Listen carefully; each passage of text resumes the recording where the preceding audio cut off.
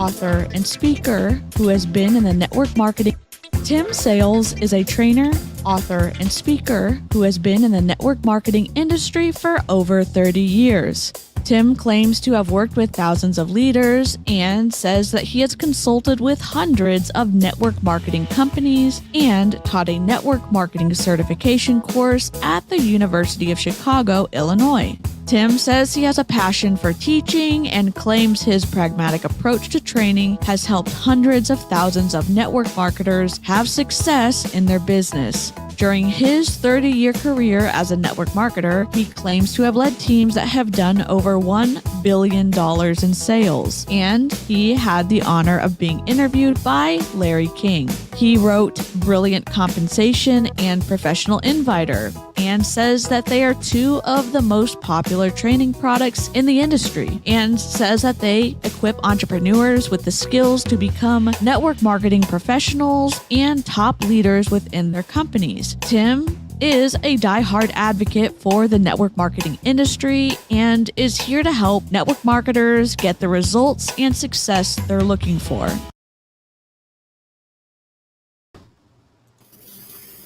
Hello, happy Friday evening, everyone. It's DC and my dad, XCAL.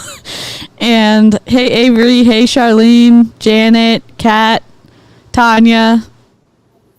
If I missed someone, let me know. So my dad and I are going to be live reacting to a video that Tim Sales did to one of kikichanel's videos. And I have not seen all of it, so I'm a little scared about what my dad might say about it. And I'm not as good at math, so I feel like, Dad, that you're going to be able to cut through the BS if there is any BS to cut through. Okay. And I'm a little... Can you give me a heads up? Yeah, I can't hear you really well. Hold on one second. Let me turn off echo canceling if I can.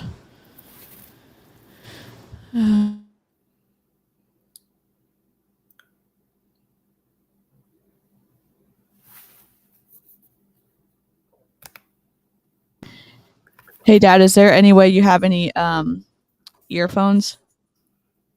I don't have any at this point in time. Okay.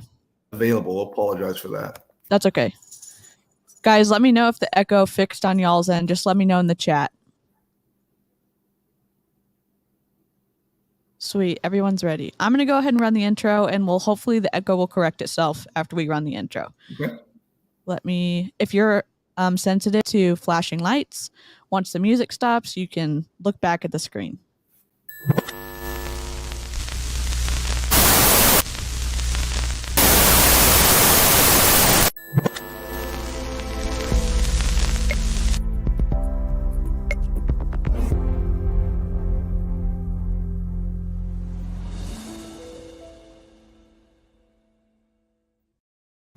Alrighty, we're back, and hopefully the echo fixed itself. Thank you to whoever just subscribed. I appreciate that. I'm going to explain a little bit so my dad knows who kikichanel is and who Tim Sales is. Kikichanel has almost 400,000 followers here on YouTube, and she was one of the first, not the first, but one of the first bigger multi-level marketing creators, drawing attention to the problematic recruiting pitches, the bad behavior on Zoom calls, the lying to recruit people. And she recently took a break, but she came back. And when she was still actively creating, she made a video that Tim, who I think is a pretty big name in the industry, but he only has about 14,000 followers here on YouTube. He went through her video bit by bit to address all the things that she got wrong or that could be viewed a different way. Okay. Which I appreciate that type of going through a video bit by bit. But I think some of the things, obviously he's very pro multi-level marketing. So again, even with my own bias, I know that maybe there was something left up to interpretation that he didn't say that hopefully we can look at. So I'm going to go ahead and add the video to the stream. I'm going to rewind it.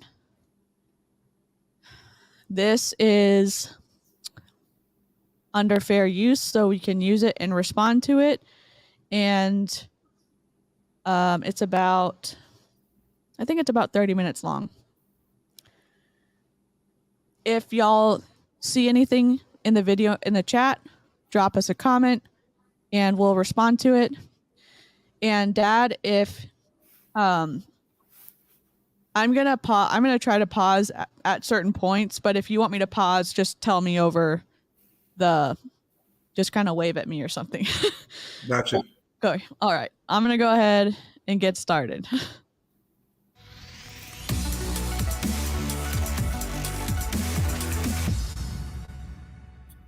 Hi, Tim Sales here with another video. This particular video is a statistic up for debate?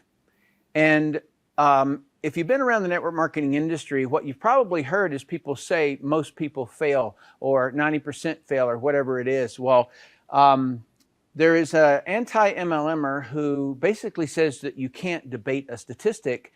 And in this video, I'm going to compare the statistics, the income statistics of 3 different business models and compare them, and network marketing is one of those. And so whatever you do, you got to watch to the end. All right. And so I'm going to play a little clip here where Kylie says,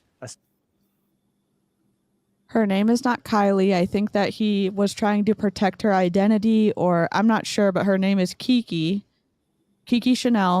Chanel is a student, like that's a pseudonym last name. Her real name is something else, but her first name is Kiki. So I'm not sure if he was just using a different name to protect her, but literally everyone in our community knows who she is. Okay. Okay. statistic is not up for debate. And that brings me to number 2, is that only 1% of people will be successful in this. I'm going to give or take that because I'm going to probably put it down to 90% of people that won't succeed at this. First of all, you can't give or take a statistic. You can't. So it's not about how you feel that day or, anecdotal, whatever it is. Okay, you can't. That's a statistic. Got it. Her name is Kiki. It's not, Kylie. really up for debate. On Google, it said it was Kiki, something else. So that was my bad. So, but then she says, I'm going to pull it down to like 90%. Okay, still not great. Even if we were to say hypothetically, yeah, let's go with your statistic, 90% of people fail. Still not great odds. Still not a great business venture to go on, and wouldn't recommend it to anybody. And one of the You heard that, right? Wouldn't recommend it to anyone. I'm just going to pause it there. It seems like 90% is a generally accepted number. To say 90% fail rate is a kind of a big percentage, isn't it, Dad? Well, for certainly 90% of people not being successful is a big number.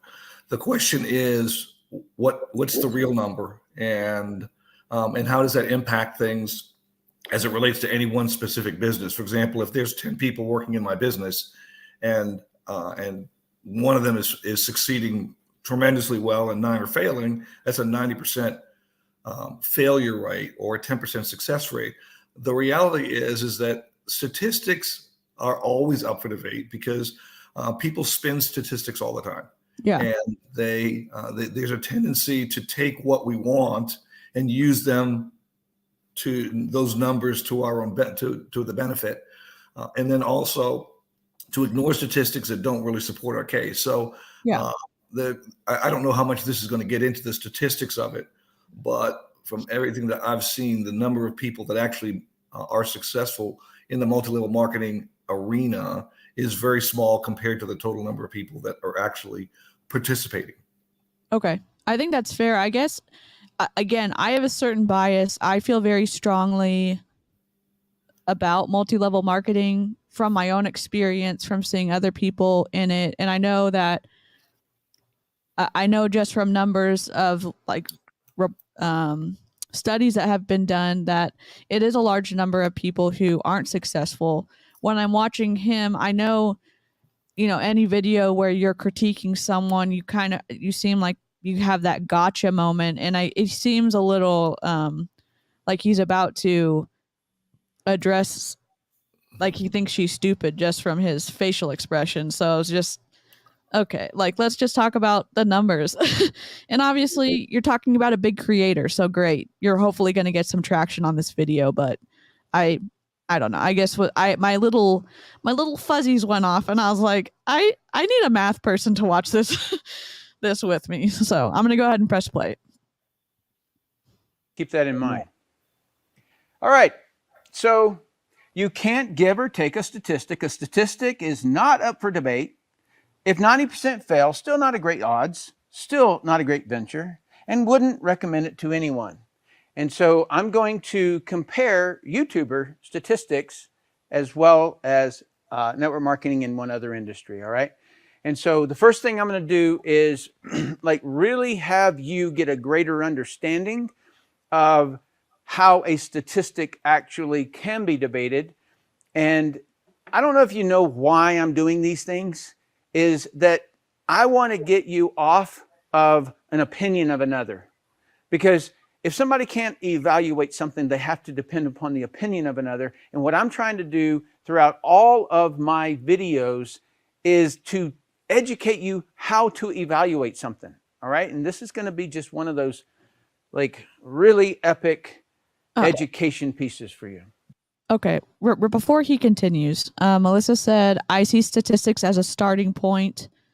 I see statistics as a starting point, then I want to delve into it more, like with MLMs, what they are spending on products and events and other business expenses compared to their income. And then Charlene said, what the percentages derived from can impact statistics. We've heard other pro multi-level marketers say that people who just want the discount are counted in the 90%. So that's all to take in. I have a little bit, when he said that he's going to compare the multi-level marketing industry to the YouTuber statistics, I already have an issue with that because not everyone on YouTube comes on here and streams to make money. Like they don't get on, some people do make money on YouTube, but you can also stream on YouTube for free. If you have a cell phone, you can, or a computer or a tablet or whatever, and you have a Wi-Fi connection, you can stream. You don't have to pay anything to YouTube to use their services. So I know that he's probably going to be looking at YouTubers who make money. I just don't really think that's a fair thing to compare multi-level marketing to. If he has made this point that he's going to debunk her video and debunk her statement for statistics.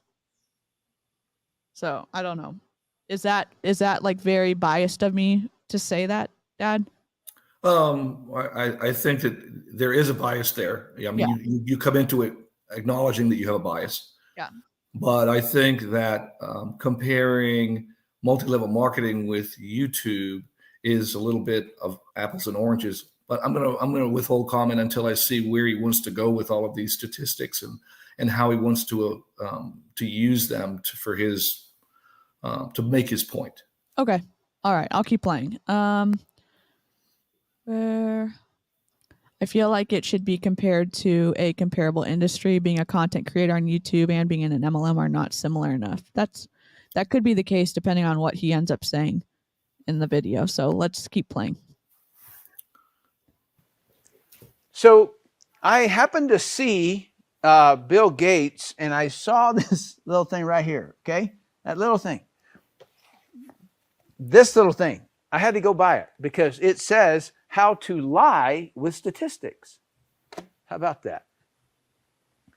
And I'm going to show you statistics can be debated in many ways, and I'm going to cover three. One is omit a comparison or compare it to a false equivalent. And one example of that would be this document that every one of the antis always quote, okay? And so you're going to see in just a few minutes, okay? So what he compared it to was a traditional business, the Small Business Administration statistics, which the average loan is $380,000, and that is what's called a false equivalent. Okay, that's a false equivalent. You got to compare it to something that is comparable. Number two is deceptive math, tricky math, made-up math, pseudo math, whatever you want to call it. What was calculated and how was it calculated? You've got to be able to look at the raw data. You do not look at summaries. You have to say, how was the data put together? The next one is subcomponent stats are a quantity of something, right? It's kind of like 1 apple, 2 apple, 3 apple. It's not 1, 2, 3. So it's got to be a quantity of something. And then so when somebody says 90% fail, you have to say at doing what? Okay. Understanding subcomponents is how one can change a statistic instead of being the effect of a statistic.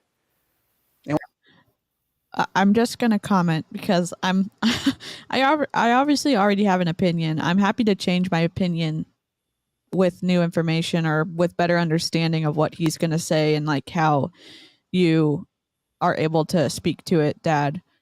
I feel like he is already doing the things that he is telling us that can be manipulated. So talking about the understanding subcomponents is how one can change a statistic. I know it's not the same thing as him comparing multi-level marketing to YouTube, but I feel it seems like if he was coming from a place of, I mean, he obviously has his own bias because he's very pro. He is a coach and he has been in multi-level marketing. He was in New Skin for 5 years and he was with another company. I don't remember which one it was.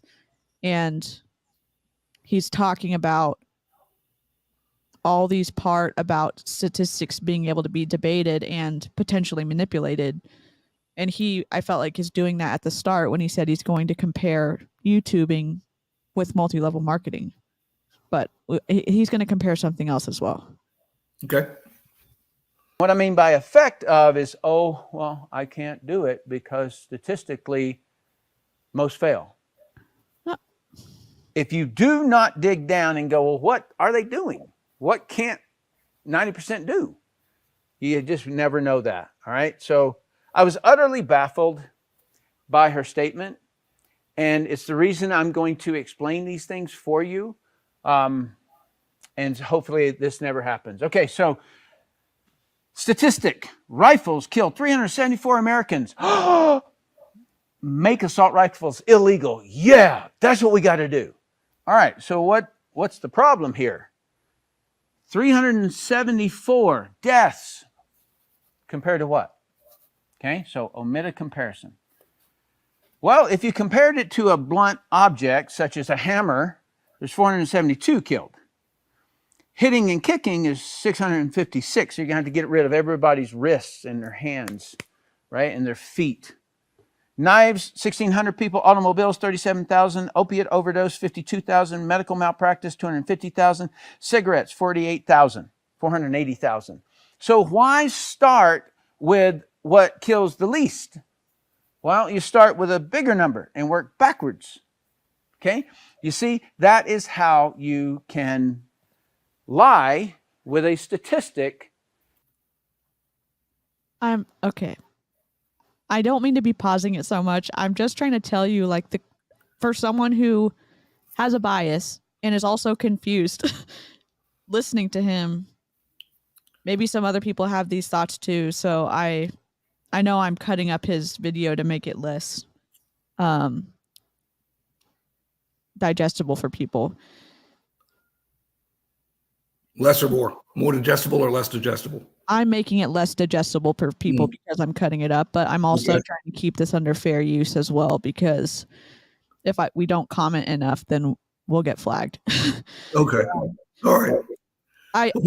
He obviously has an agenda, and my recommendation would be, let's see where his agenda wants to go relative to the whole statistics thing, because I'm of the opinion that statistics are debatable, and that depending on how you use them, he's brought up a number of very valid points about how, depending on what you decide to pull out, what you decide to leave, that they absolutely can either support your position or not. And how you use them is very much it's a tool-oriented approach, meaning I want to go ahead and use things to my favor to be able to support my bias or my position, whatever it is that I'm trying to promote. In this situation, maybe the fact that multi-level marketing is, people are way more successful at multi-level marketing than they let on, and that all of the percentages and the news information out there is creating a misleading impression that somehow most people are more successful at multi-level marketing than gets led on. Okay. Yeah, that's fair. Called omit a part, or omit a comparison. Okay, here's another one. This one is the deceptive math. Statistics: 480,000 men studied for 7 years, 24% reduction in heart attack related deaths. And so you go, oh, 24% of 480,000? Well, gosh, man, that's 115,000 people whose lives were saved. No, it's not. It's not That's what not it true. is. Oh, really? No. Okay. It's a 24% reduction in heart attack related deaths. How many of the 480,000 people were going to die during those 7 years? He's using math to create a way that it could be deceptive, but the reality, that's not what that statement is saying. It doesn't say that there's a 24% reduction in heart attack related deaths, so that turns into 115,000. He's just pulling those numbers out of those two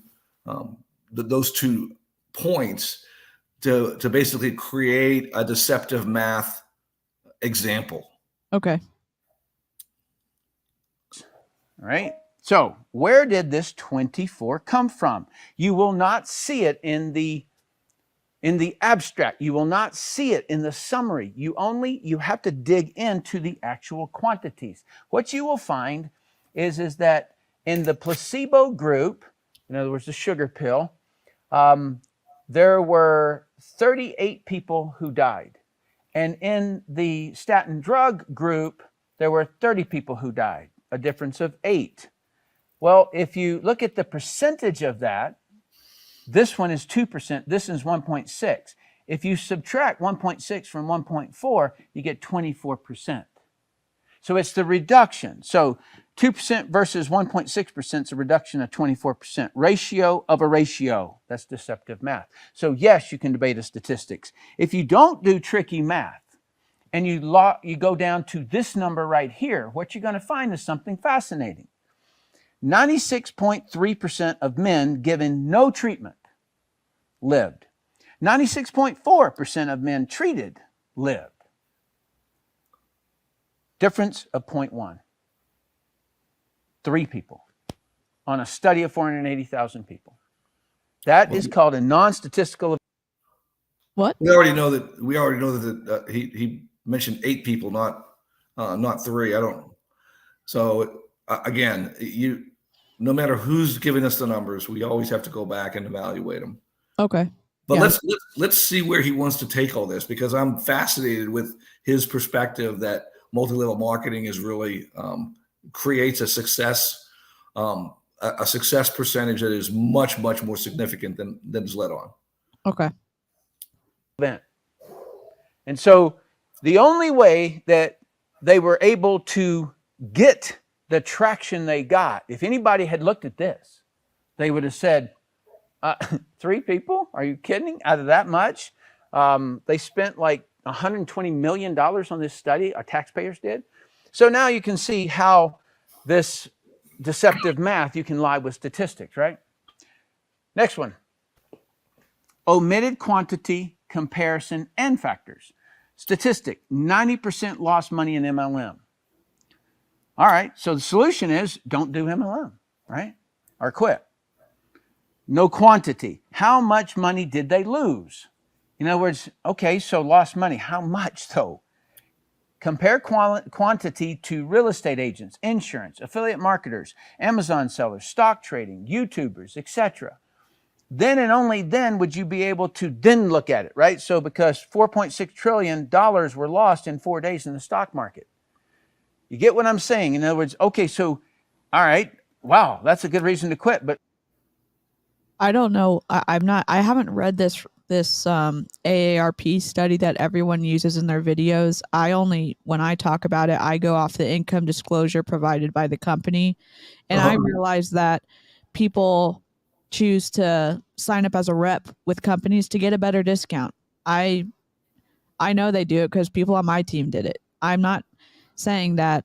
I don't know. Like, I'm not sure what study. I haven't read the study that he's trying to debunk here. So I have no information on it.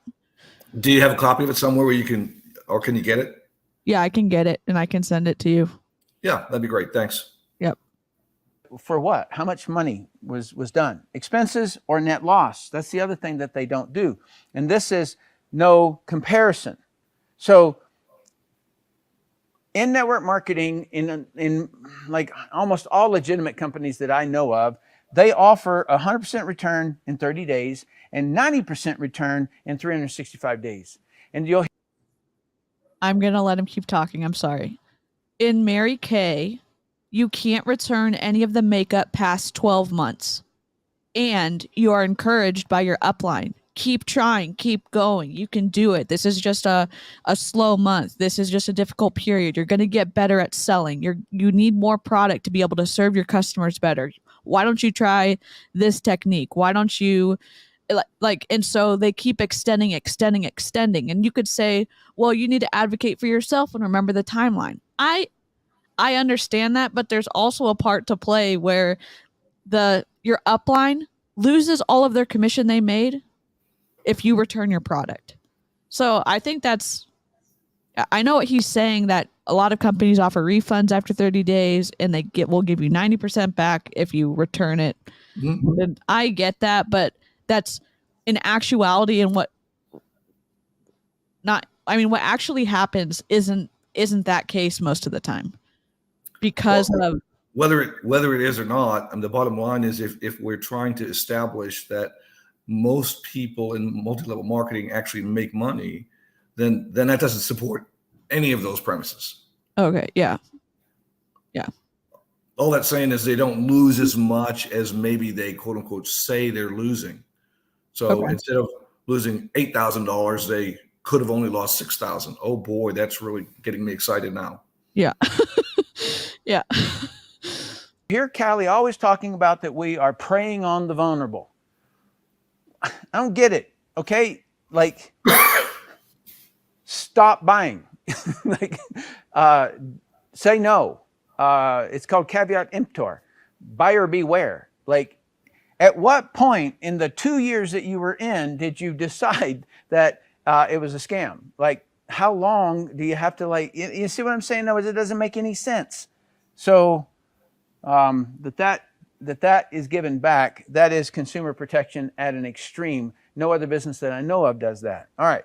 Was it 1099 income? Because you write off your expenses. So W-2 income is poor people income.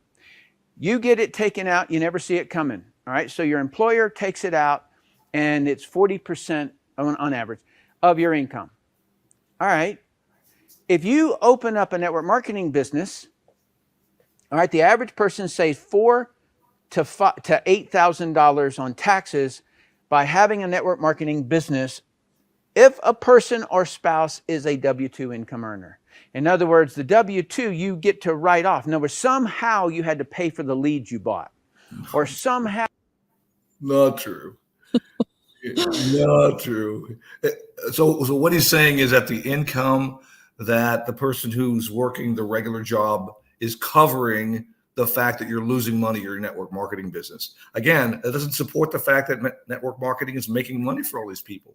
I thought his whole premise is to say this whole 90% or 99% of people that are in network marketing don't make any money, that he's out trying to debunk that. All he's doing is creating more evidence in the fact that that's actually the case. Yeah. So I don't really understand where he's going with all this.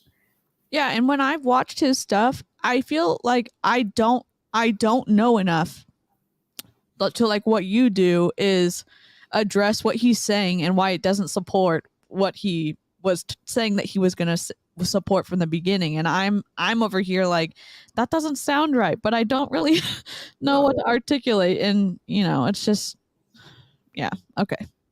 Yeah, everyone's upset in the chat. And he did say that W-2s is poor people income. He did say that. Yep.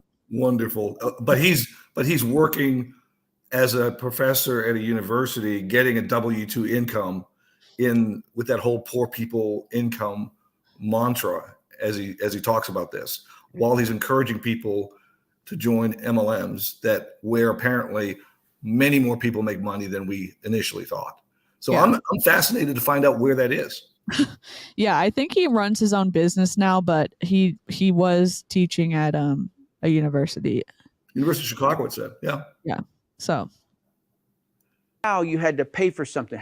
Where did you have the money to pay for that? That money is typically W-2 income. And so you can write off whatever it was that you spent, because the IRS has two tax systems: W-2 for poor people, 1099 for wealthy people, the people who are going to open businesses and create wealth. And so you can write off running ads for your business. Okay, you can write off business expenses. And so did this person, whoever makes this phrase here, did they look at all the factors? Did they look and say, well, did that person write off that 1099? Then it wasn't actually a loss to them. It absolutely was. All right. It absolutely was. He's not being accurate right now. That's just total misinformation. The bottom line is that is the income statement is what drives the process. And the income statement says, hey, if I bring in $100,000 and I spend $80,000 to in the course of the business with product, with marketing, with going to conferences, with travel, with gas, with all the other stuff, and I make $20,000 at the end of the year, and whether I pay taxes on that $20,000 or not, meaning if things can be covered by non-cash expenses, that's great. But at the end of the year, $20,000 is what I made. If I brought in $5,000 and I spent $15,000, I took $10,000 of my poor person W-2 income and dumped it into my MLM. Yeah. To give my upline and the company an opportunity to charge me $150 a month to participate in their business. And so the bottom line is that what he's saying right now is misinformation. It's not accurate information. He's doing the exact thing that he's criticizing these reports and so forth of doing. How interesting and frustrating. Do some comparison. No, okay, so what I'm going to do is I'm going to do it. My thought is, even if I find something out, like when I review videos, and I'm not saying I'm perfect, when I'm watching a video and I'm like, that sounds like a good part of the sales pitch, I say that on my video, because if I think that's a good part of the sales pitch, most likely someone else does. I mean, people are still actively joining multi-level marketing companies.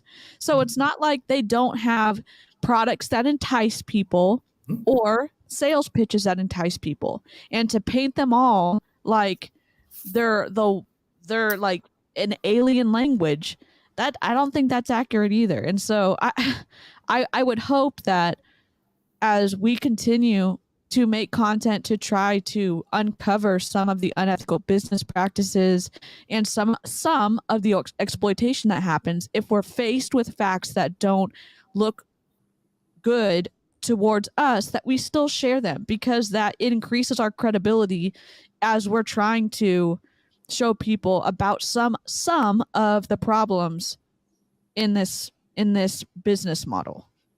I don't know. It's frustrating that he's doing the same thing that he's critiquing Kiki of doing. So I don't know. Ugh. Comparison. I'm just going to break down why I'm doing a comparison to network marketing. Number one is because real estate startup expenses are very similar. And so it's somewhere around $500-600 to do a pre-licensed course, and then the exam, $66, license app, $152, the association fees, somewhere around $1,000. The multiple listing service is about $600. And so right around $2,000, $2,000 to $2,500. So similar basic startup cost. And then over here on the business expenses, wardrobe, business cards, yard signs, magazine ads, newspaper ads, online ads, travel, electronics like phone, computer. That's kind of the building expenses that we incur. Maybe not necessarily yard signs and stuff like that. But what I'm saying is this is similar. Mm-hmm. In the John Taylor document that so many anti-network marketing people reference, including Kylie, what he compares us to is a business from the Small Business Administration, and the average loan is $380,000. That is not a comparison, all right? Because a person who puts $380,000 into a business is very different minded and devoted. Otherwise, they're going to file bankruptcy, right? So they're really devoted. So this is the reason that I compare it.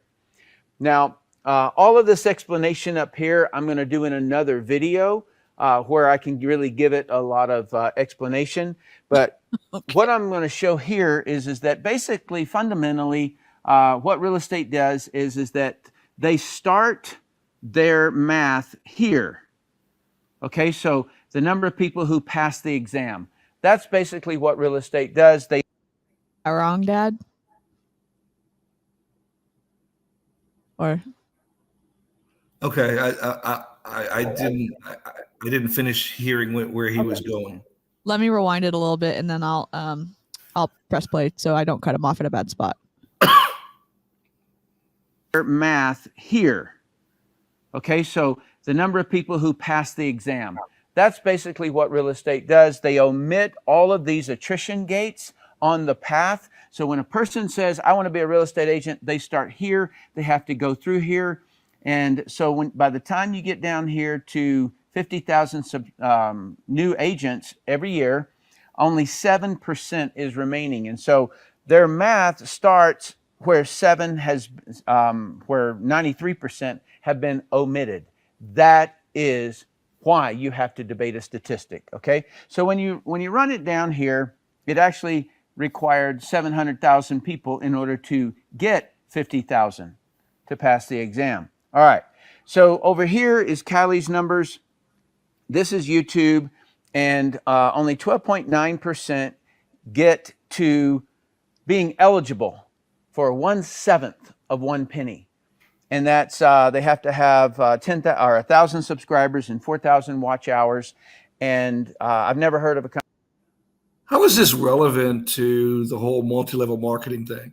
It's almost like he's taking these other approaches to say, oh, look, we're not really as bad as these other things, but those other things are not promoting their business the way that multi-level marketing does. And the reality is that they're talking to these people from a multi-level marketing perspective about it. Now, if this is the income plan they're talking about, then more power to them.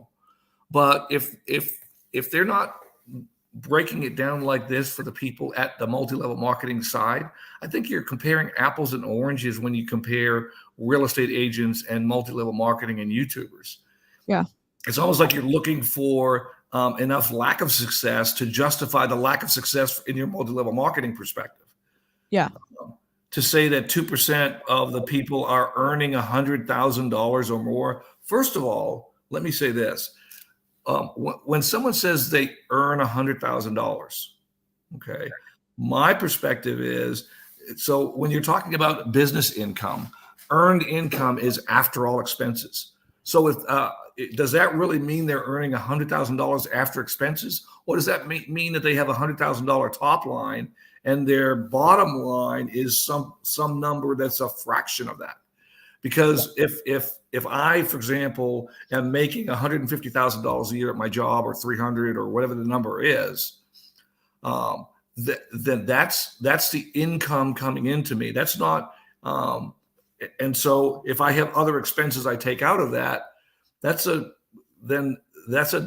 different scenario than saying, hey, I'm making $100,000, fill in the blank, as a salesperson. The amount of money that I make as a salesperson is, including my commissions, is a number that ultimately is an income derived number.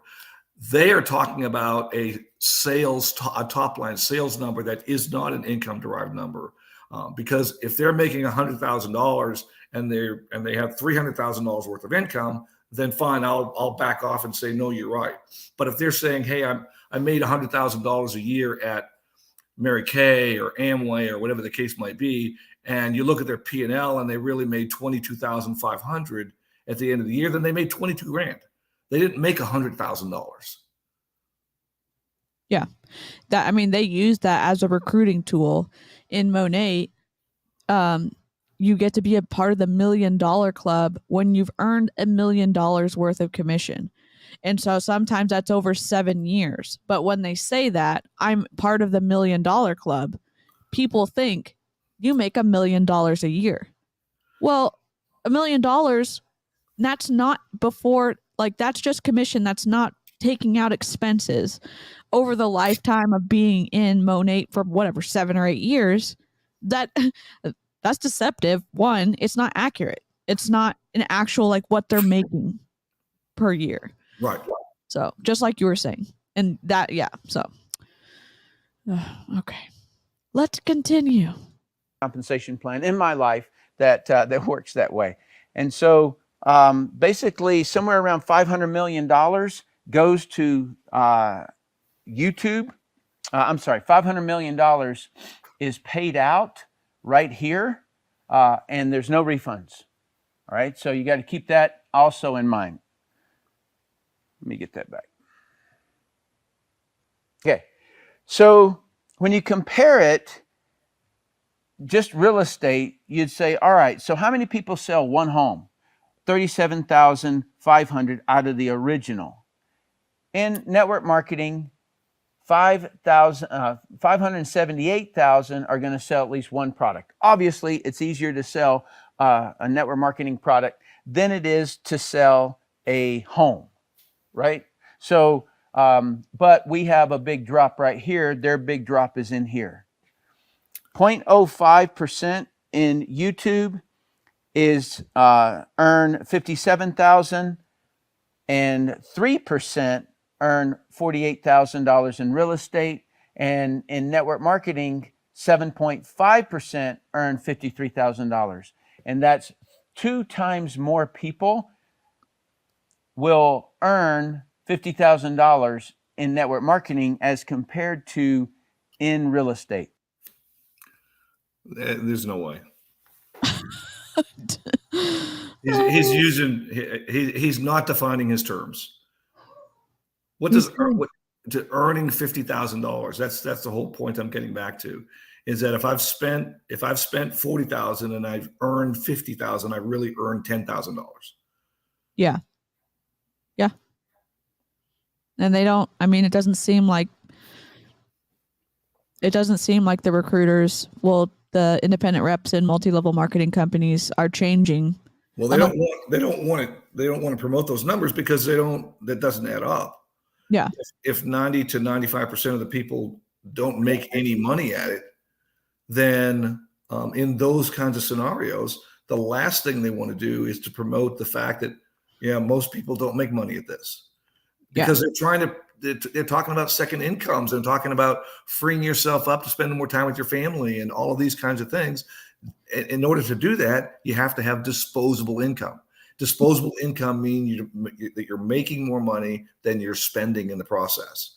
And in order to do that, you have to be able to cover your inventory costs, to be able to cover all of your expenses, your monthly subscription fees, and then have money left over to be able to spend on fill in the blank, whatever it is.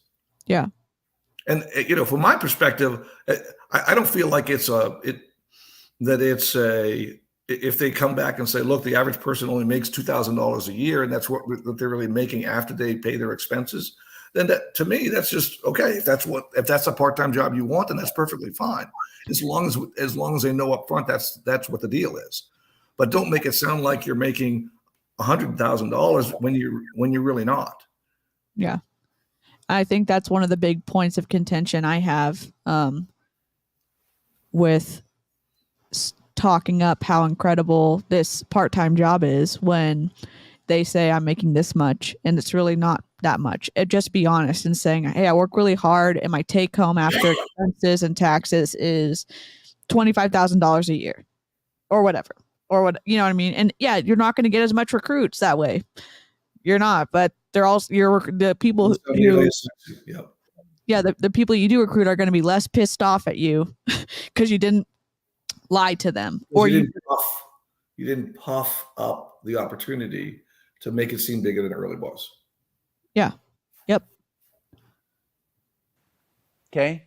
That's the big deal. All right. And so only 366 people out of the same starting number are going to earn $50,000 in YouTube.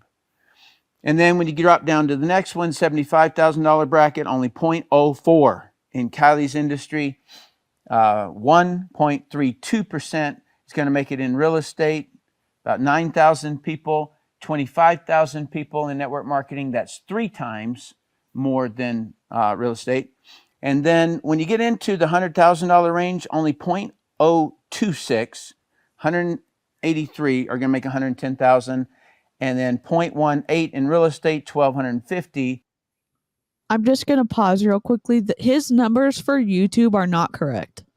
His just from what I know of the industry, his numbers are not correct for the amount of YouTubers who make good money. Well over $100,000 is way more. And it was way more back in 2020 when he made this. So, and that's fine. I'm frustrated because he has an agenda. He has an agenda. He's doing the same thing. He went into he initially started out by saying, I have more integrity and I'm going to show you how to read the numbers. Then he skews the numbers and he is doing information control to manipulate his audience. And that makes me mad because, again, not as many people are as smart as you, Dad. And I know there's a lot of smart people in the chat, but I would have been caught up in all the comparisons and I would have had an inkling of, hey, this doesn't sound right, but I mean, I guess he's right. I don't know. And he's very wrong. So it's just it's frustrating to me. I'm just, yeah. Okay. And 14,000 in network marketing, 2% will make 100,000. That's 11 times more. Now, what I'm not doing here is I'm not cutting down real estate. I'm not cutting down YouTubers. And I never want this to be about that. Any person who is stepping out there and saying, I want to be an entrepreneur, that's what is our tribe.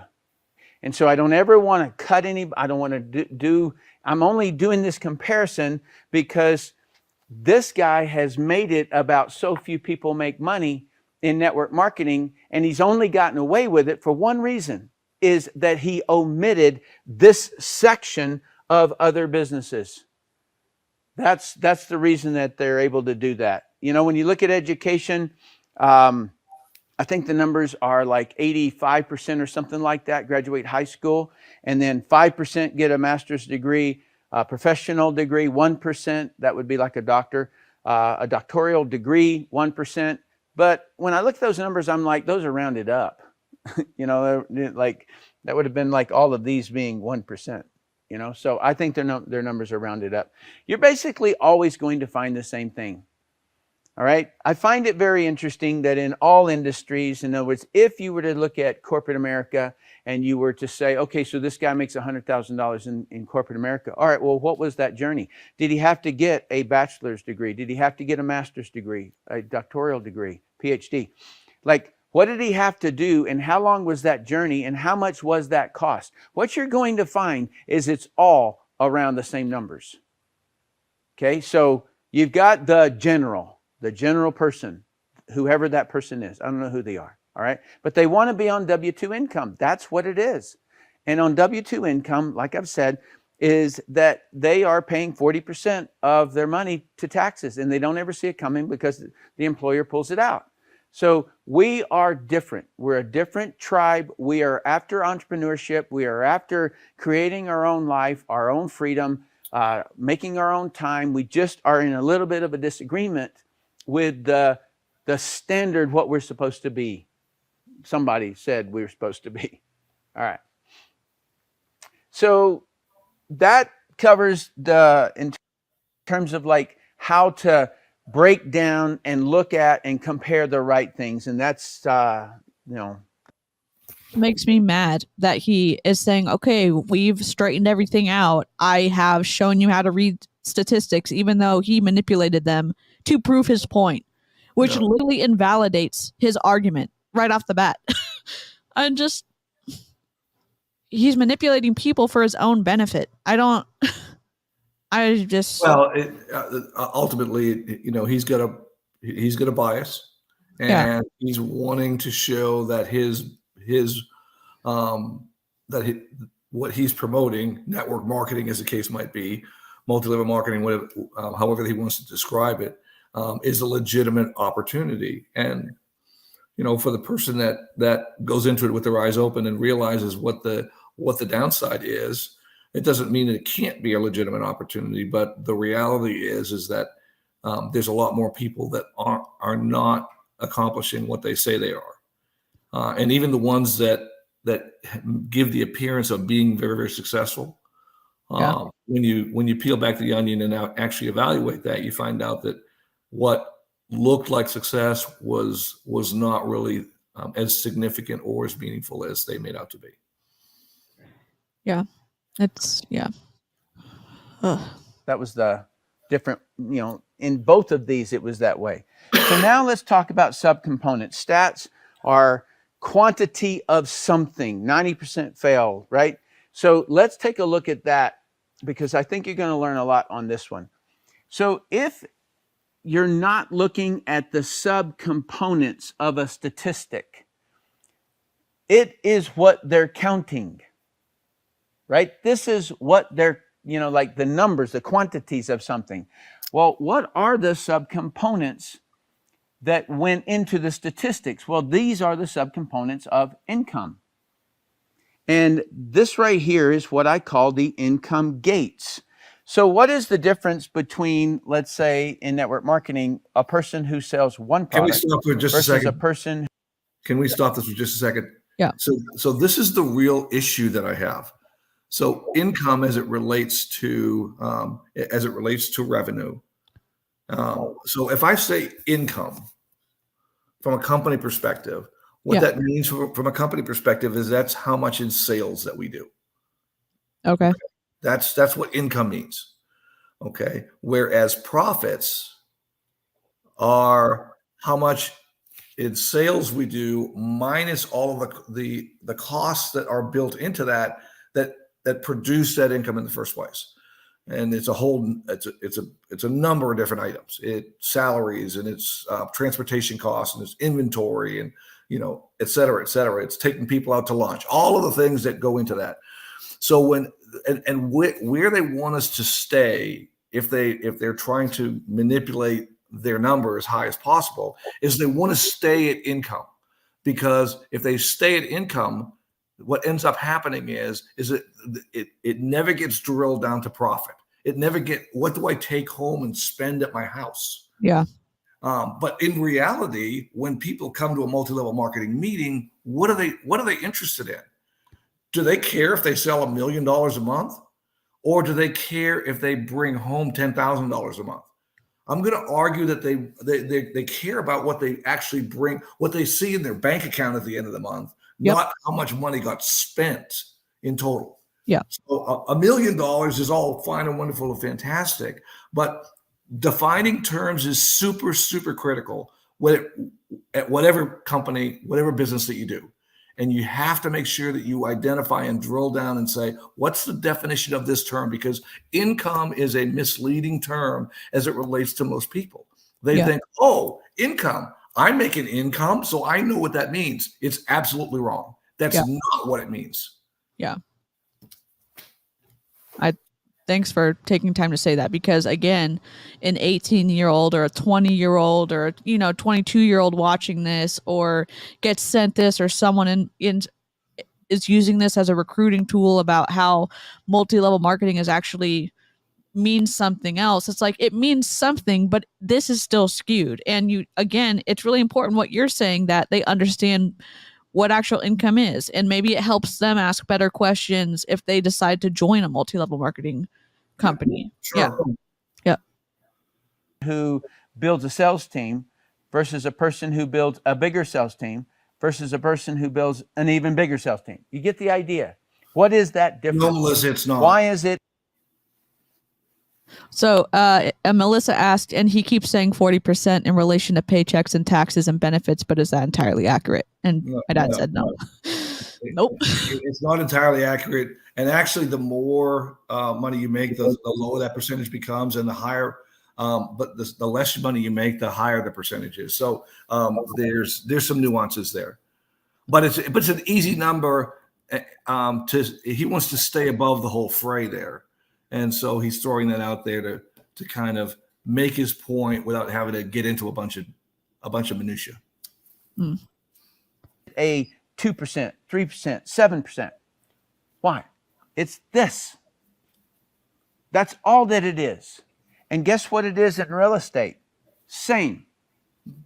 And guess what it is in YouTube? Same. They just go about generating their leads in a different way. They're called subscribers in that situation.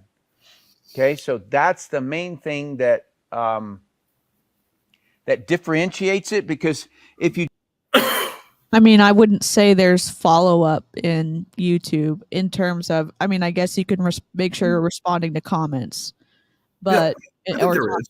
Yeah. I feel like it's just a little bit, I guess it's similar. It's very similar. Yeah. just looked at these numbers right here, or these numbers, or these numbers, you say, like, am I really that good? Like, wow, I've never thought of myself as being in the top 5% or 7% or something like that. And I assure you, I never looked at statistics when I started building. Never came into my mind. I knew I was shy and I had to get over talking to people or how to generate leads. I'd never written an ad in my life. I put ads in the Washington Post newspaper. And so it was just like kind of crazy to me, like that. Then one day I find out that I'm in the top 1%. And I'm like, huh? So the reason I say it that way is because I was only focused on this, doing these columns. I wasn't focused on trying to get to 3% or 2%. That wasn't what I was about. I was just trying to, do the pipeline. So, and if a person, and I'm talking primarily here about the income gates. So if a person has an excuse why they can't generate a lead, well, then that is what's going to stop their progress. And that's going to be why they don't sell one product. And it's going to be why also that they don't earn $50,000. And it's going to also be why they don't earn $75,000. You see what I'm saying? In other words, if there's one excuse that holds a person back from any of these, that is what does it. So what I'm trying to say here is that this is not an industry thing. It's not a statistic thing. It is a person thing. And for him to blame it on an industry tells me all I need to know. He wasn't doing this. We were in the same company at the same time. One of us, you know, like, I think I've said this before, but one of us went on to make 6 to 7 figure income for 30 years, 31 years. The other one spent his life trying to prove that the industry is wrong. That's what happened. So Just because one person was successful does not mean that other people have shared in the same success. I know what he's trying to say, to put himself in a better light in this and discredit the person who wrote that study. Well, now, in fairness, here's what I would say: is that if he has success numbers from that industry and can realistically show what those numbers are over the course of 30 years, I'd love to see them. I mean, the bottom line is that people are successful in multi-level marketing at various levels. They are. I don't think anyone is saying nobody makes any money. Yeah. But the point is the vast majority of people are not. Now, if he could sit down and break down, hey, here's how I was successful, and here's what the numbers look like, and here's both the sales generated during those years and the income generated during those years, that would be a meaningful treatise for me. That would be a meaningful discussion. That would be a meaningful series of spreadsheets, if you will, to look at, because I think that would provide value for people that really do want to be successful in multi-level marketing. But at the same time, it's also important to understand that what that activity looks like in order to become successful in that specific environment. And the biggest thing for me, and the hardest thing why it's always been, looking at a multi-level marketing opportunity, is I feel like from a sales perspective, I could be very successful at that business. But if the people I'm working with aren't successful as well, then I'm not winning. If my team doesn't win, then we don't win. In other words, if 80 or 90% of the people that are on that team are not making money, and I'm making, $350,000 a year after taxes, then I just have to look in the mirror and say, how come my people aren't more successful? What is it that I'm not doing to help them become more successful in the process? And frankly, I've never seen a multi-level marketing opportunity where I saw lots and lots of people being successful. What I saw was a few people being successful and a whole bunch of other people that were basically, paying for the opportunity to say they work for a company. Yeah, because you've been pitched on joining multi-level marketing. Yeah, lots of times. I remember people coming and talking to you and Mom about some stuff. So, I'm just gonna let him keep talking. If you don't do it this way, all right, if you don't look at this, then what we have is what I call the tail wagging the dog. In other words, the tail in this conversation would be the statistic. Is the statistic wagging the human? In other words, only 2% make it to $100,000 in network marketing. I can't. No, that's not the way it goes. You see, the human spirit is what Melissa's having more fun than we are.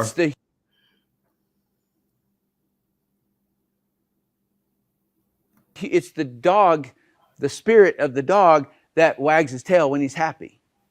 You see what I'm saying? That's the difference. You cannot look at a statistic and say, oh, that statistic controls me. No, it doesn't. He's right. He's exactly right. I understand what he's saying, but I guess I'm representing his target market.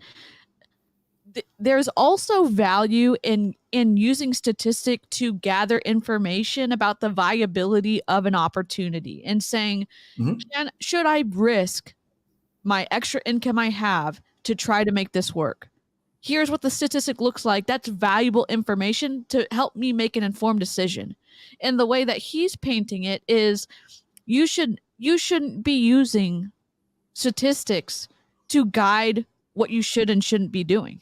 that they're just what they are. They really hold no value for you because I overcame every statistic that I came across. I'm the top of every single deal, and there's no reasoning why that happened. And so that's one of the issues that I have with what he's saying, because numbers are meaningful and you can learn something from those statistics. And so obviously my bias is like full blown at this point. So